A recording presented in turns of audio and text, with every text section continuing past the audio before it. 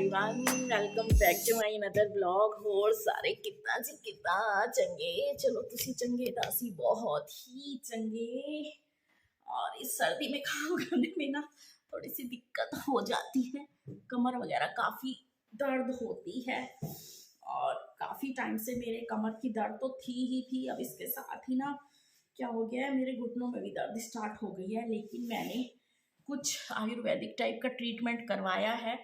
जैसे हम लोग फिजियोथेरेपी कराते हैं ना, इसी टाइप का यहाँ पे हमारे यहाँ हैं कुछ लोग, वो हाथों से सब कुछ करते हैं पुराने तरीके से। तो काफ़ी आराम हो गया है मुझे उनसे। और इसके साथ साथ मैं आपको एक बात बताऊं, कुछ मैं 6 महीने 8 महीने के बाद कुछ अपनी मैं रिपोर्ट्स करवाती रहती हूँ। तो चेकअप, रूटीन चेकअप जिसको बोलते हैं। लेकिन वो कुछ मैंने संभाल के रखी हुई थी पहले की रिपोर्ट्स भी। और इस बार जो मैंने अपनी रिपोर्ट्स कराई हैं उनमें काफ़ी रिकवरी मेरी हो गई है। तो मुझे बहुत अच्छा लगा है इस बात को। इसका श्रेय बहुत ये जाता है कि मैंने थोड़ा सा अपना खान पान चेंज कर लिया है। और खान पान चेंज हुआ है मेरा, तो मेरी रिपोर्टों में भी इम्प्रूवमेंट आया है। इसके साथ साथ मैं आपको एक और बात बताऊं, हम लेडीज़ की ना आदत होती है कि ज़्यादातर रिपोर्ट्स आई, बिजली का बिल आया, कुछ और चीज़ें आई, तो हम लोग कागज़ों का ना ज़्यादा ध्यान नहीं रखते, हम उन्हें फेंक देते हैं। मेरी फ्रेंड्स तो अक्सर यही कहती है, उनकी तो इस बारे में कई बार बहुत घर में लड़ाई भी हो गई है। तो अब मैं उनको सजेशन देना चाहूँगी, कुछ हम लोग फाइल वाइल नहीं अगर खरीदते तो कागज़ों को रखने के लिए, तो कोई बात नहीं। ये जो हमारे पास होते हैं, ये ना हमारे स्कूल के बच्चों के जब रिज़ल्ट आते हैं तो हमारे पास कुछ इस तरीके के एनवलप बचे हुए होते हैं। सभी के पास होंगे कोई ना कोई, जिनके भी बच्चे स्कूलों में हैं उनके रिज़ल्ट के टाइम कुछ ना कुछ ऐसा आता होगा। तो मैंने भी अब यही करा है, ये फाइल में ये एक अपनी फाइल बना ली है। और ये फाइल बनाकर मैंने इसमें ये कागज़ रख लिए हैं। अब मैं सारी रिपोर्ट्स जो जो कराऊंगी वो इसी में ही मेरी रहेंगी, तो मुझे इधर उधर ढूंढने की जरूरत नहीं है। तो ये बहुत बढ़िया आइडिया है कि आपका फ्री में ही काम हो जाएगा और आपको पैसे भी नहीं खर्च करने पड़ेंगे, क्योंकि हम सभी हाउसवाइफ की आदत होती है पैसा बचाने की, और ऐसी ऐसी जगहों से हम सब पैसे बचाते हैं। ये हम सब काम जरूर करते हैं। तो इससे बहुत बड़ी ये हमारी सहूलियत हो जाएगी कि हमारे जो कागज़ है इधर उधर नहीं जाएंगे और आपके सेव हो जाएंगे। और आपकी जो रिपोर्ट्स वगैरह हैं ये बहुत मायने रखती हैं, इन्हें सालों साल संभाल के रख लेना चाहिए। क्योंकि जब भी आपको कोई प्रॉब्लम हो या आप कोई नए टेस्ट करवाएं, तो जब आपके पास पिछले इन टेस्टों की चीज़ें पड़ी हुई हों, रिपोर्ट्स पड़ी हों, तो आप उनके साथ मैच कर सकते हो कि कितना इम्प्रूवमेंट हुआ है, या अप हुआ है या डाउन हुआ है। जैसे अब मुझे पता चल गया कि मेरी पिछली वाली रिपोर्ट्स में क्या ठीक था क्या गलत था, और इस बार क्या ठीक है और क्या गलत है। फिलहाल नाश्ता निपट चुका है और लंच की तैयारी करनी है। सोचा था कढ़ी बनाऊंगी, लेकिन अभी बज रहा है 1:15 और घर में कोई है नहीं, तो कढ़ी किसके लिए बनाऊं सोच रही हूँ।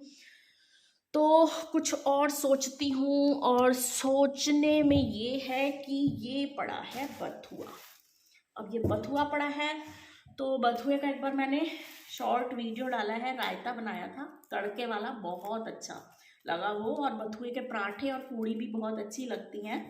तो मैं सोच रही हूँ अब मैं ये पहले बथुआ कर लूँ साफ, और फिर इसको जो बनाना है वो कर लूँ। बथुए आलू की सब्जी भी बहुत अच्छी बन जाती है मेथी की तरह।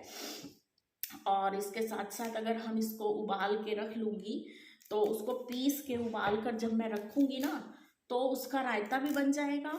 और उसकी आप फिर पूड़ी भी बना सकते हो आटे में गूंद के, और उसका पराठा भी बना सकते हो। और बथुए की ये खासियत होती है कि ये कम से कम भी 10-15 दिन आप इसको पन्नी या किसी बॉक्स में रख लो ना, तो ये खराब नहीं होता है। और इसमें आयरन बहुत ज़्यादा होता है, बहुत ज़्यादा आयरन होता है। और ये सर्दियों में ज़रूर खाना चाहिए, लोग खाते ही हैं। मैं पहले नहीं खाती थी, लेकिन अब मैंने खाना स्टार्ट कर दिया है। क्योंकि इसकी बहुत बड़ी वजह यह है कि मेरे लीवर में एक बार इन्फेक्शन हो गया था, तो मैंने बहुत इलाज कराया। हार के मैंने एक आयुर्वेदिक वेदाचार्य से कांटेक्ट किया, तो उन्होंने मुझे कहा कि आप बथुए की सब्जी सिर्फ खाया करो, वो भी उबला हुआ बथुआ, उसमें ऑयल मत डालिए। तो आप यकीन करिए कि कम से कम भी 1 महीना मैंने लगातार एक टाइम बथुए को उबाल के उसमें एक आलू हल्का सा डाल के उसकी सब्जी बनानी, उससे रोटी खा लेनी, और दूसरी मैंने मूंग की दाल उबाल के रखनी। उस तरीके से मैंने अपने लीवर का ट्रीटमेंट किया था, जिससे मेरी काफ़ी सारी प्रॉब्लम्स दूर हो गई थी। इवन मेरे लीवर में गांठें तक हो गई थी, वो इन्हीं से सही हुआ। तो आप ये लीवर के लिए जो भी पेशेंट हैं उनको ये जरूर खिलाएं, किसी भी तरीके से खिलाएं, जो स्वस्थ हैं वो भी खाएं, और अपने बच्चों को भी जरूर आदत डालिए, क्योंकि फास्ट फूड हमारे आजकल ज़िंदगी में बहुत ज़्यादा आ चुका है।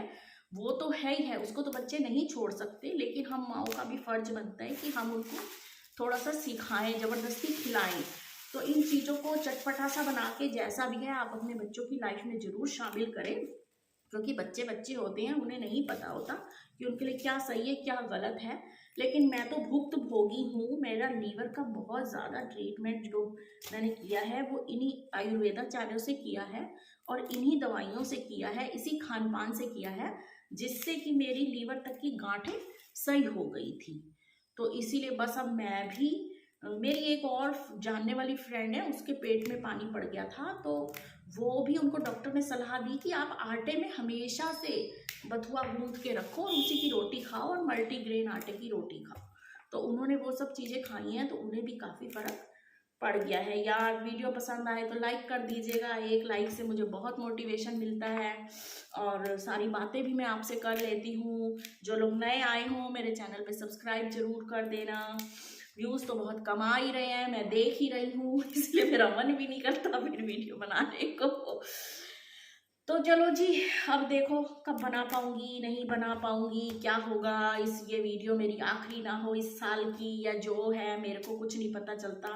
मूड मेरा अप डाउन आजकल चल रहा है, बहुत सारी ऐसी बातें हैं, और बताऊंगी, धीरे धीरे करूंगी बातें मैं आपसे, और कहाँ जाना है क्या करना है।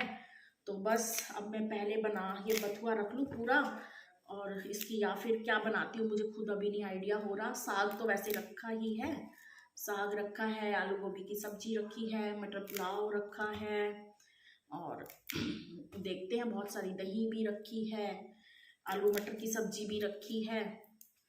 देखती हूँ कि क्या खाना है, या ये कड़ी बनानी है। कड़ी तो खैर अब नहीं बनाऊंगी, कड़ी मैं फिर बनाऊंगी, जबकि कड़ी के लिए मैंने बहुत सारे मटर छील रखे हैं, और सोचा था कि मैं ना मटर वाली कड़ी बनाऊंगी। मटर वाली कड़ी सर्दी नहीं बनाई मैंने ज़्यादा, और मटर वाली कड़ी बहुत अच्छी लगती है और हल्की भी होती है, टाइम भी कम लगता है।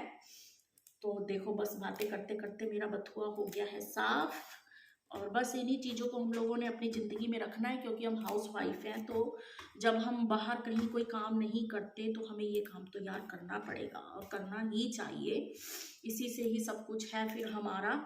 और वैसे तो हमारी कोई वैल्यू है नहीं, एक जो हमारी काम वाली है उसको भी सैलरी मिलती है, लेकिन हमें कोई नहीं देता सैलरी। ये बात सच है या नहीं है मुझे बताना, आप ज़रूर बताना।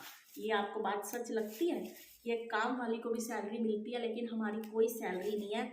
जब भी मांगो तो पहले हिसाब मांगा जाता है। बताना मुझे किस किस के घर हिसाब मांगा जाता है। ऐसे कोई नहीं मिलते हमें पैसे पूसे, इसीलिए तो आजकल की लड़कियां इतना सब जॉब करने लग गई हैं, और शादी करके हाउस वाइफ की ज़िंदगी नहीं बिताना चाहती हैं। वो अपनी मर्जी से जीते हैं भाई, सारे अपनी मर्जी से जीते हैं, हमारा कुछ नहीं हो सकता, हमारा कुछ नहीं हो सकता कि हम क्या करें बताओ। तो चलो जी, हमारा तो ये हो गया तैयार, और बस अब मैं जाती हूँ और रखती हूँ। और थोड़ी सी मुझे दिक्कत यही होती है कि हम औरतों की लाइफ ना बिल्कुल झंड हो गई है यार, बिल्कुल ही झंड हो गई है। हम औरतों की लाइफ जितना मर्जी काम कर लो, कोई वैल्यू नहीं है, कोई कुछ भी नहीं है, बस। और कितने बंधे हुए हैं यार, हम लोग कभी बाहर से खाना खा के आए अकेले? कभी नहीं खा के आते। हम पूरे अपने पति का ख्याल करते हैं कि यार वो हमारा इंतज़ार कर रहे हो, और पति देव को जब देखो अपना खाना खा के आ गए, फ़ोन भी नहीं किया, हम भूखे बैठे हुए हैं, इंतज़ार कर रहे हैं, और उनको कोई मतलब ही नहीं है, आके सो जाते हैं, बताते ही नहीं है, बताते भी नहीं है, पूछने पे बताते हैं कि हाँ तो खाए खाना। तो बताओ इस टाइम पे फिर माइंड खराब हो ना हो, झगड़ा करने को मन करता है नहीं करता, फिर सारा दोष हम औरतों का बना दिया जाता है। हम इनके पीछे भूखे भी बैठे रहते हैं, ये आके बताते भी नहीं है कि हमने खाना खा लिया है।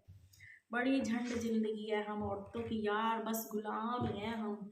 बोलो तो आगे से झगड़े, नाराजगियाँ, फिर माफिया मांगो, और फिर हम लोग कलेश करना नहीं चाहते, क्योंकि हमारी साइड से बोलने वाला है ही कोई नहीं है हमारी साइड से बोलने वाला। इनका तो पूरा टल्ला है बोलने के लिए, और गलती भी हमारी बनानी है। हम मुजरिम हैं, इनकी तो पूरी अदालत लगी हुई है, जज भी यही है, वकील भी यही है। हम कौन है? हम कोई भी नहीं है, हम गुलामों से भी बुरे हैं। हमारा गुनाह इतना है कि हम लोग अपना घर बार छोड़ के इन्हीं के अंडर में आ गए हैं रहने के लिए। हमारा यही गुनाह है, समझे? हमारा यही गुनाह है। सब औरतों की यही कहानी है यार, सब औरतों की यही कहानी है मेरे ख्याल से। बाकी बताना मेरे को आप लोग कमेंट करके, मैं आपके कमेंट का इंतज़ार करूँगी। फिर मिलूँगी आपको एक नई वीडियो के साथ। तब तक तुसी आपका ख्याल रखना, ਅਸੀਂ आपका ख्याल रखांगे। बाकी सारे दा रब भी रखा होना है, होर कौन रखा होगा, क्योंकि औरत ही औरत की सबसे बड़ी दुश्मन है, वही जीने नहीं देती।